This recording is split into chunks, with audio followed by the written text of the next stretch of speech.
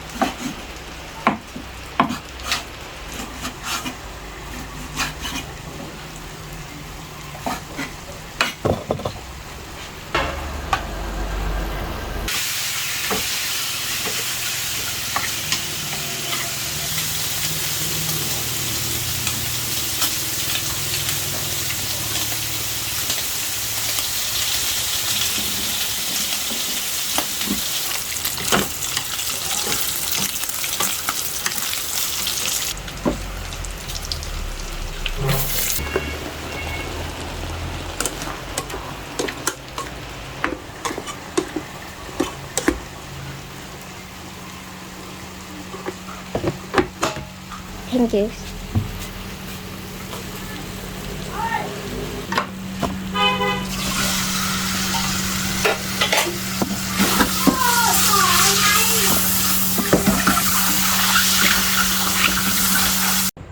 Hôm qua em Nami đang làm lại nào, hôm Nami cầm cái gam tóc các bạn chơi cái ốp cái mặt. Xong em Nami khóc. Bùm chiu. Bùm chiu. Bùm chiu. Bùm chiu. Bùm chiu. Bùm. Bùm chiu. Hết rồi à?